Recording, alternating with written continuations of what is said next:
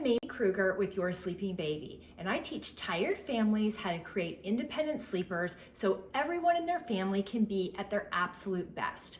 Today, I want to talk to you about protecting your kiddos' sleep during the holidays. Holidays are filled with lots of fun, lots of extra activities, but you don't want to feel more stressed and more exhausted because your kids aren't sleeping. The first thing you want to do before the holidays start is make sure that you are going into this time of year with a good sleeper. If you're going into the holidays and you have a child or a baby who is already struggling with sleep, the holidays are going to be extra stressful, and there's no reason that this cannot be fixed. Most sleep problems, whether your baby is 6 months or you have a toddler that's 3 years old, can be fixed in a short amount of time. And this means you get to go into the holidays where everyone in your family is rested. I want you to get in one solid nap a day. If you can just focus on that, that's going to make the whole day go more smoothly. And the best time to do that for a baby is usually the morning nap because it's the easiest nap. When that baby gets in their first nap of the day and it's a good nap, the whole rest of the day is going to be easier, even if those naps are shorter or fragmented because you're out and about. If you have a toddler, you can get in that one nap earlier in the day if possible, and then go out and enjoy yourselves. Now you've got a rested toddler and everything that you're doing is going to be easier and more fun. The next thing you want to make sure that you do is don't stretch your baby or your toddler past what they're capable of doing. A little bit of stretching, especially if you have an older child that's 2, 3, or 4, they can handle that. But a baby usually can't. You still have to be mindful of wake windows and sleepy cues when you're planning your holiday events. And this might mean that hiring a sitter some days or some evenings is going to be the best bet for you to have an enjoyable time, whether you're out shopping or you're at a holiday event. Dragging your kids along may not be the most fun for you or for your kids.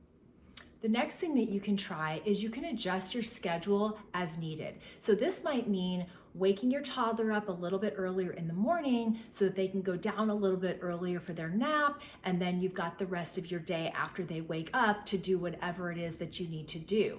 Or vice versa. Maybe you're gonna let them sleep in a little bit later or put them down for a nap a little bit later so that they wake up later so that you can then be out later that evening.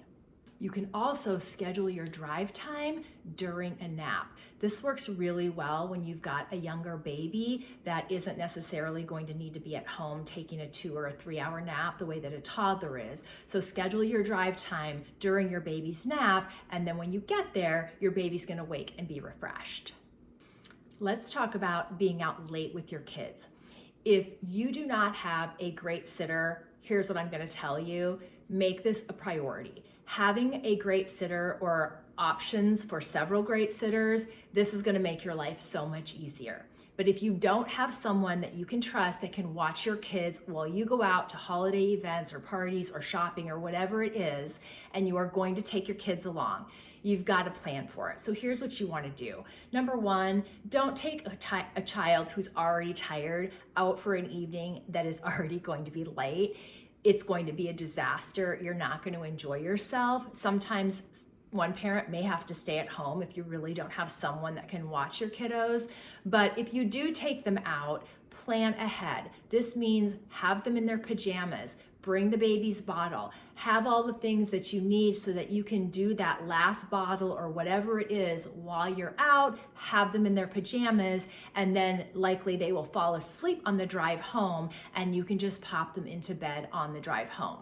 If you have a baby and you have to do an abbreviated bedtime routine once you get home, that's okay. Or maybe even a toddler. If you can't just transfer them to their bed and they'll stay asleep, usually toddlers will do just fine with that. But you can do an abbreviated bedtime routine with your baby. It might involve another small little feed. That's okay, no big deal. Just be prepared and plan ahead so that you don't get home with a baby who still has to be changed into their pajamas, hasn't eaten, and all that stuff still has to be done. That ends up making for a stressful and an even later night than you already planned on.